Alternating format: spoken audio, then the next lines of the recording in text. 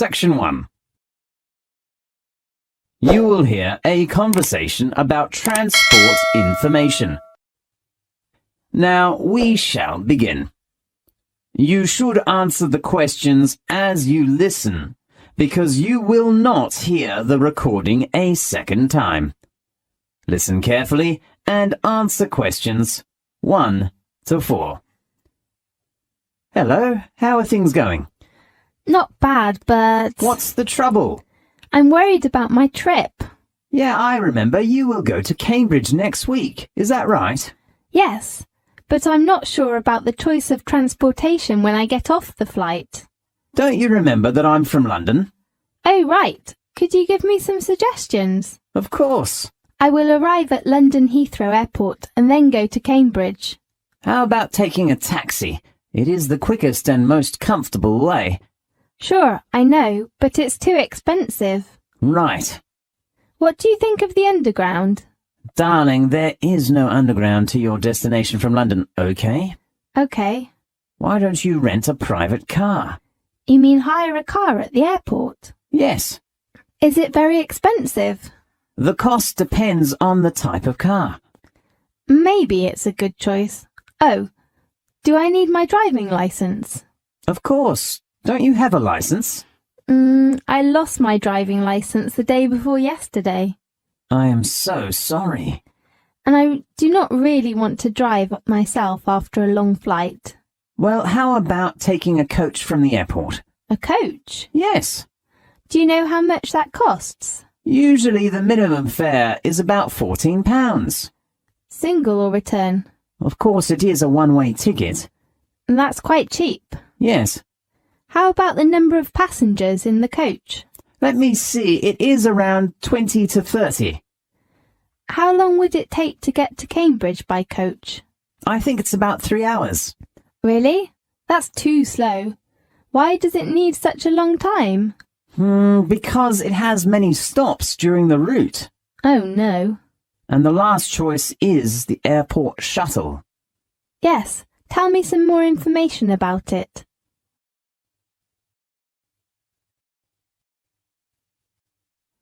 Now, look at questions 5 to 10.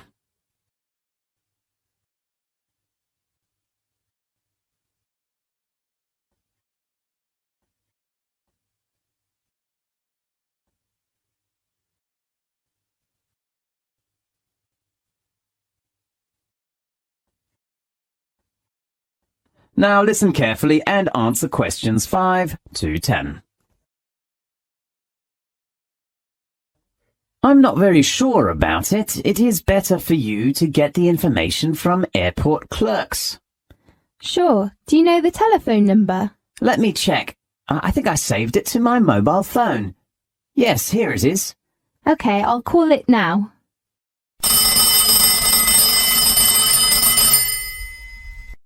Good morning. This is the transport information at London Heathrow Airport. How can I help you? Good morning. I'd like to reserve a seat on the airport shuttle.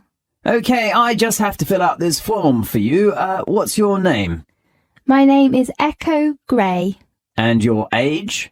I'm 21 years old. What is your nationality? I come from New York. Okay, American. Yes. And your flight number? It's BA188. What date will you arrive? 26th of August. Do you know the arrival time? You mean at Heathrow Airport? Yes. It is 3:05 in the afternoon. Sure. Which terminal? It is... let me think. Is it Terminal 5? Oh, yes. So that's the Heathrow Airport to Cambridge on the 26th of August. Yes. Single ticket or return? Just single.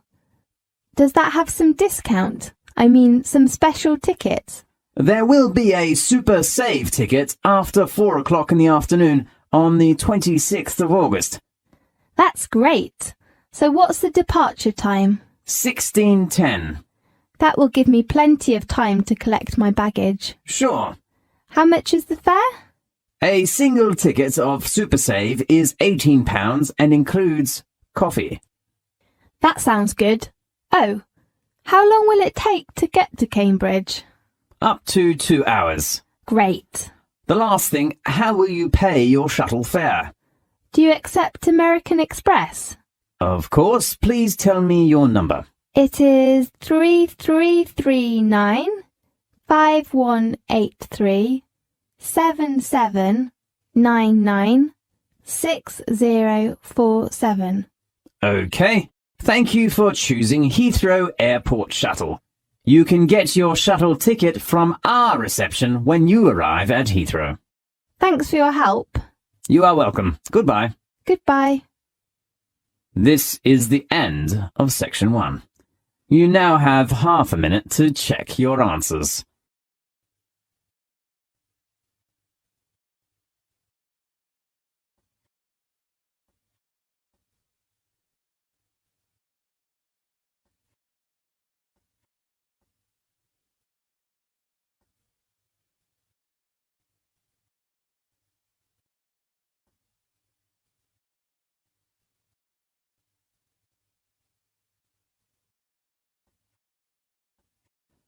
Now, turn to section 2.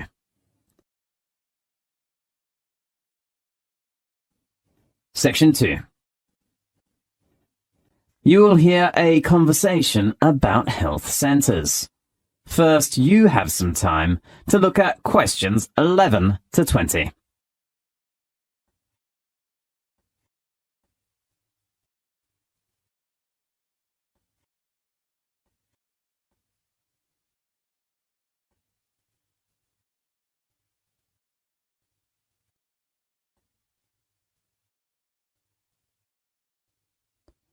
Now, listen carefully and answer questions 11 to 20.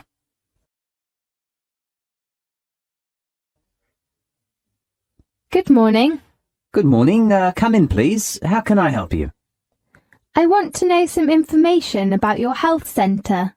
Yes, sit down, please. There are 2 health centres. One is East Centre and the other is West Centre. Where are they located? East Centre is about 10 minutes to City Hall. Very close, and West Centre is out of town. How about the appointment system of the 2 health centres? Well, we have a proper appointment system, but because East Centre has many patients, I have to say its appointment system is not bad. How about the West Centre? It is more efficient than the East Centre, just 48 hours drive in advance.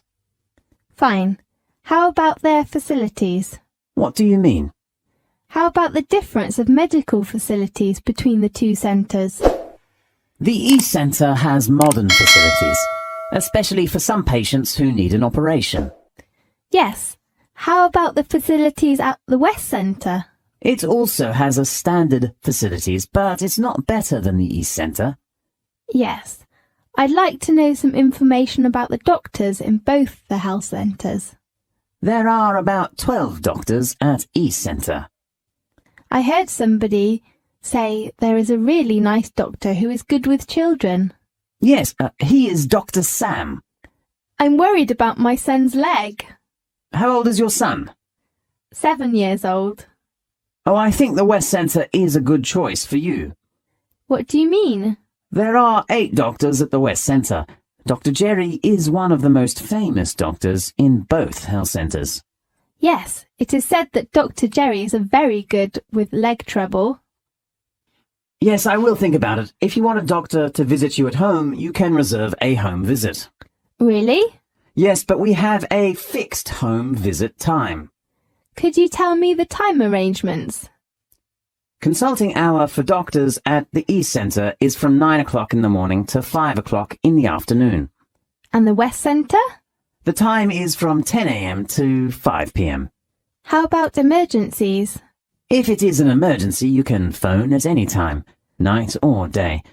It might not be your doctor that comes through, though. Yes. How about the charge? You mean in an emergency? Yes. If you are a member, we will charge you £8 at the East Centre. Is it the same fee with the West Centre? No, because of the distance, the charge will be £9.50. Sure. How about medication? When the doctor sees you, you will get a prescription. You can take the medication you need at our health centre or go to a drugstore. Sure. If it's for a child under the age of 10, you don't have to pay for medication. Really? That sounds good.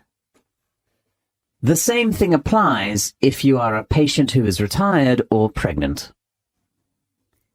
Right. May I apply for your health centre's membership now? Of course, you should fill in the form first. Fine. This is the end of section 2.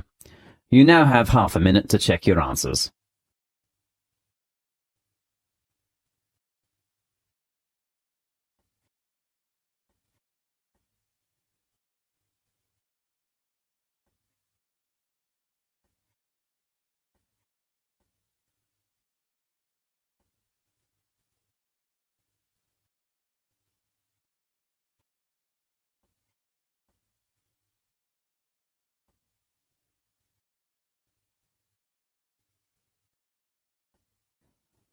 Now, turn to section 3.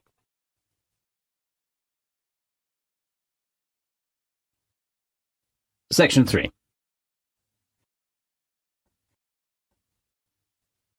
You will hear a lecture about student orientation. First, you have some time to look at questions 21 to 24.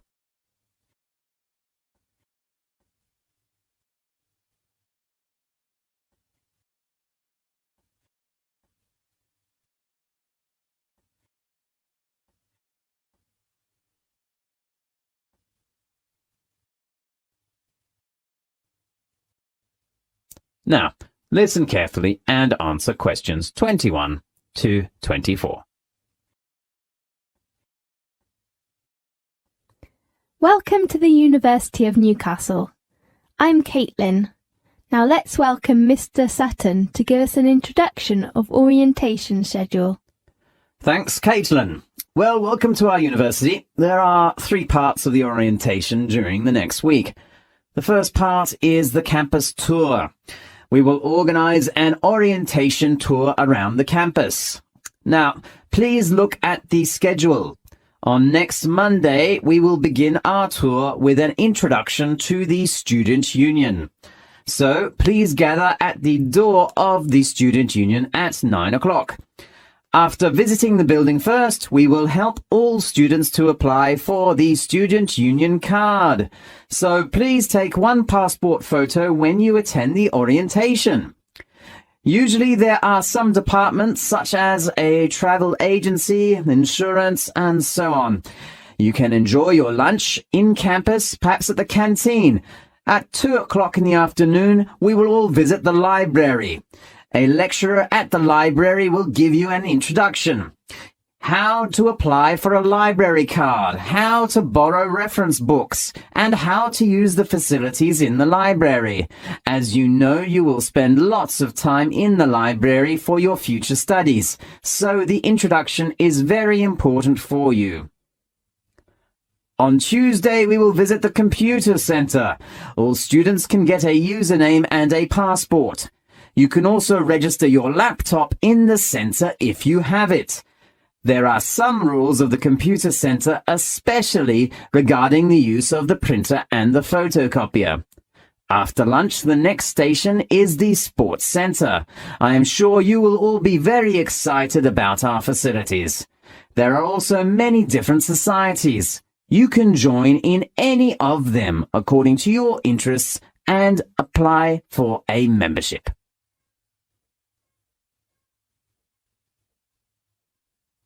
Now look at questions 25 to 30.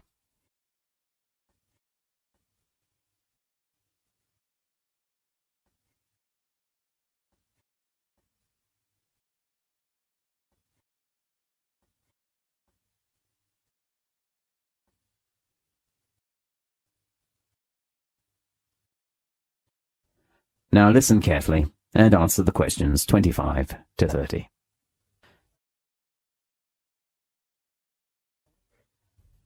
The second part of orientation is course arrangements. You should gather in the auditorium of the West Campus in the morning of Wednesday. The course coordinator or office staff of your facility will introduce you to the course requirements. First, you will get some information and requirements about compulsory courses, and then optional courses. The faculty often gives students some handouts of course introduction and the different assessments of each subject. Students usually get 1 or 2 days to make a decision of optional courses. Of course, I know nearly all students will focus on the assessment. As usual, we have 4 assessments. Attendance is still the first one. We expect at least 80% attendance, and students cannot choose the time. And then all students have to write an assignment, such as an essay. Your personal tutor will give you help for the topic choice, structure, data collecting, and time arrangement, so don't be worried. As a student of the business faculty, all students have to do a presentation, especially group presentations, in which you can train and improve the team spirit. The last assessment is the exam. I know you will all hate it, but you have to attend some exams. Most exams are open book. Isn't it a busy day on Wednesday? You will have a free morning on Tuesday. We hope all students can come to department offices to get a curriculum and hand in your optional course form in the afternoon. The last part of orientation is a party for all new students. The party will be held at 5 o'clock in the afternoon on Friday. There is a common room on the 3rd floor in the business faculty building. We will prepare for many delicious foods and drink in there, and it will be a good chance to know your advisors and classmates. Okay, that's the main introduction of orientation. I am sure that you will enjoy it. Thanks, Mr. Sutton. The next thing... This is the end of section 3. You now have half a minute to check your answers.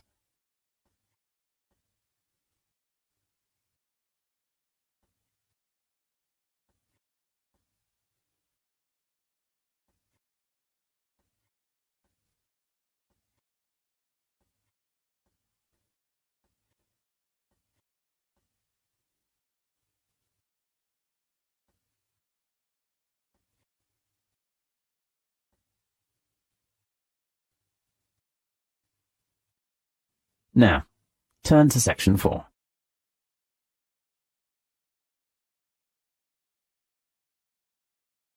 Section 4. You will hear a lecture about marine life.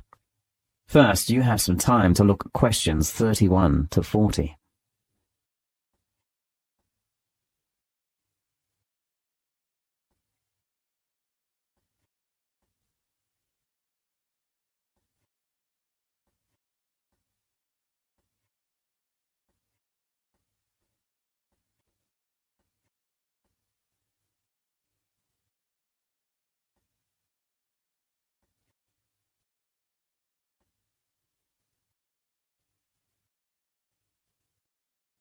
Now, listen carefully and answer questions 31 to 40. How many fish are in the sea? It's a hot topic for many scientists. Today we have invited a famous scientist who spent 10 years studying marine life to give us an introduction of the latest survey called The Census of Marine Life. Let's welcome Alok Jha. Thanks, Ella. The Census of Marine Life has been the biggest and most comprehensive attempt ever to answer that question.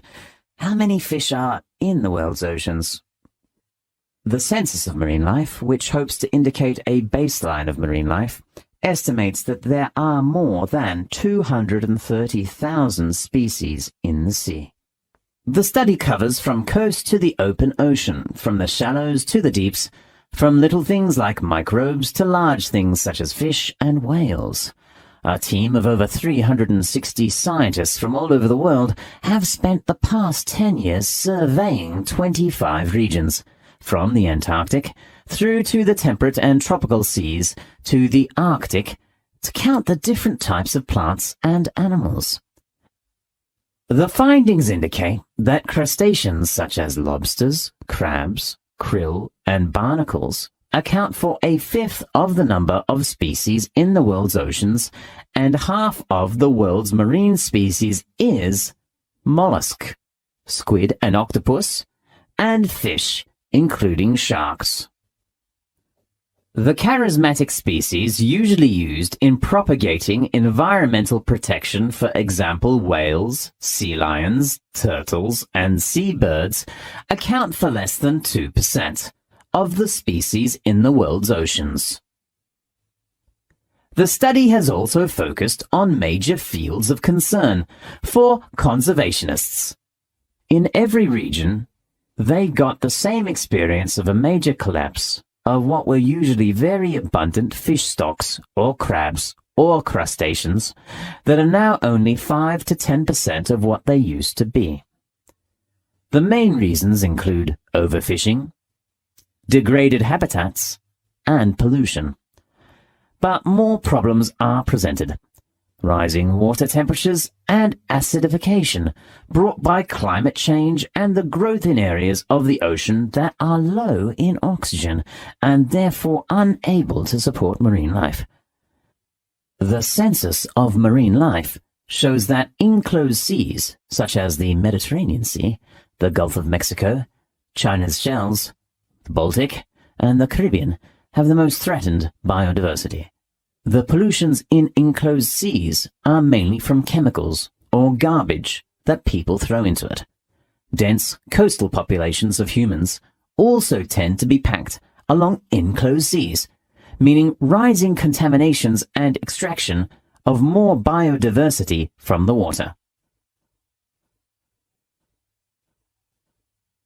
The Mediterranean Sea, which contains around 17,000 identified species, has been a region with high threat. Scientists in our team studying the Mediterranean identified problems related to increased litter from shipping and munitions across the sea, as well as bombs discharged during the Kosovo War.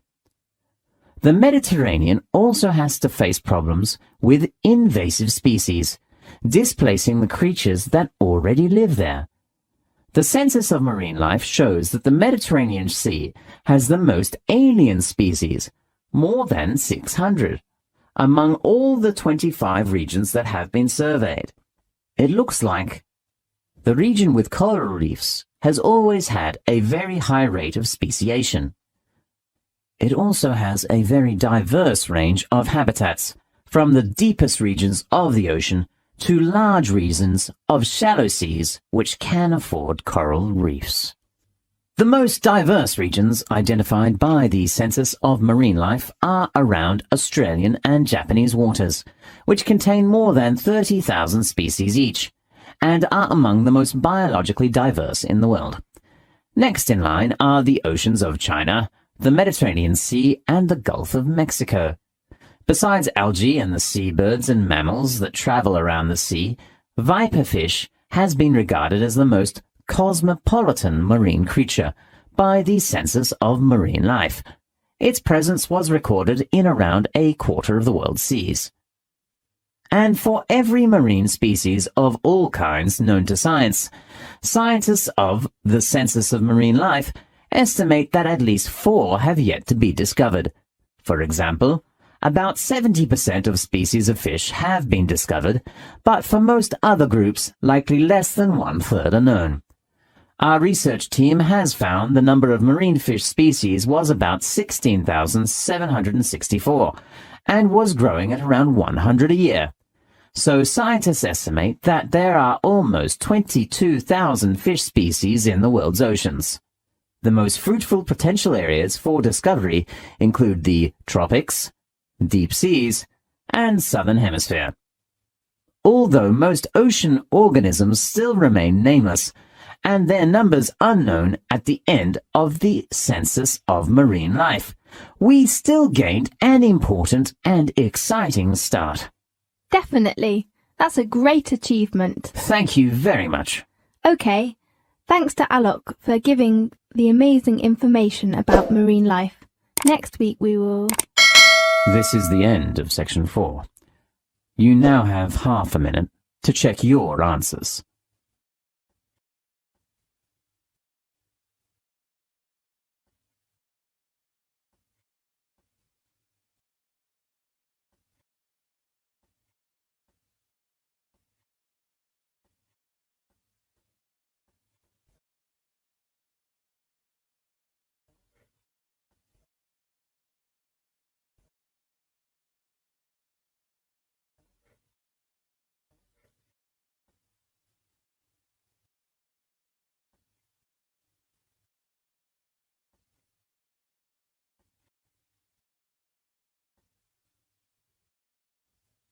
This is the end of the listening text.